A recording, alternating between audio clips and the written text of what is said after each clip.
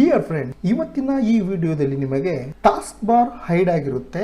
ಅಂದ್ರೆ ನೋಡಿ ಫ್ರೆಂಡ್ಸ್, ಇಲ್ಲಿ ನೀವು ವಿಂಡೋಸ್ 11 ಅಲ್ಲಿ ಕರ್ಸರ್ ಅನ್ನ ನಿಮ್ಮ ಟಾಸ್ಕ್ ಬಾರ್ ಕೆಳಗಡೆ ತಗೊಂಡು ಹೋದ್ರೆ ಮಾತ್ರ ಈ ರೀತಿ ನಮ್ಮ ಟಾಸ್ಕ್ ಬಾರ್ ಕಾಣ್ತಾ ಇರುತ್ತೆ. ಸ್ವಲ್ಪ ನಿಮ್ಮ ಮೌಸ್ ಕರ್ಸರ್ ಅನ್ನ ನೀವು ಇಲ್ಲಿ ಮೇಲ್ಗಡೆ ತಗೊಂಡು ಹೋದ್ರೆ ಸೊ ಅದು ಹೈಡ್ ಆಗ್ತಾ ಇರುತ್ತೆ. ಇದು ನಮಗೆ ಪರ್ಮನೆಂಟ್ ಆಗಿ ಇದೇ ರೀತಿ ಇರಬೇಕು ಅಂದ್ರೆ ಸೆಟ್ಟಿಂಗ್ ತುಂಬಾನೇ ಸಿಂಪಲ್ ಆಗಿದೆ ಫ್ರೆಂಡ್ಸ್ ವಿಂಡೋಸ್ 11 ಅಲ್ಲಿ. ಸೊ ಇದನ್ನ ಈಸಿಯಾಗಿ ಚೇಂಜ್ ಮಾಡ್ಕೋಬಹುದು.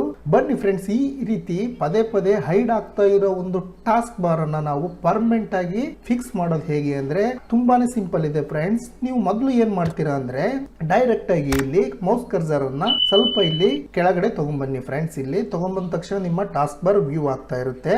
ನೆಕ್ಸ್ಟ್ ನೀವು ಈ ಟಾಸ್ಕ್ ಬಾರ್ ಮೇಲ್ಗಡೆ ಮೌಸ್ ನ ರೈಟ್ ಬಟನ್ ಕ್ಲಿಕ್ ಮಾಡ್ಕೊಳ್ರಿ. ಕ್ಲಿಕ್ ಮಾಡ್ಕೊಂಡ ತಕ್ಷಣ ಫ್ರೆಂಡ್ಸ್ ಇಲ್ಲಿ ಟಾಸ್ಕ್ ಬಾರ್ ಸೆಟ್ಟಿಂಗ್ ಅನ್ನೋ ಒಂದು ಆಪ್ಷನ್ಸ್ ಇದೆ, ಅದ್ರ ಮೇಲೆ ಕ್ಲಿಕ್ ಮಾಡಿ.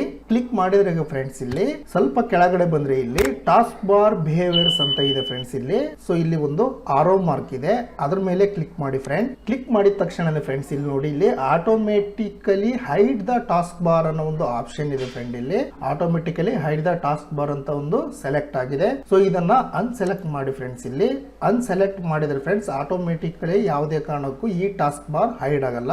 ಸೊ ನೋಡೋಣ ಫ್ರೆಂಡ್ಸ್ ಯಾವ ರೀತಿ ಆಗಿದೆ ಅಂತ ಹೇಳ್ಬಿಟ್ಟು.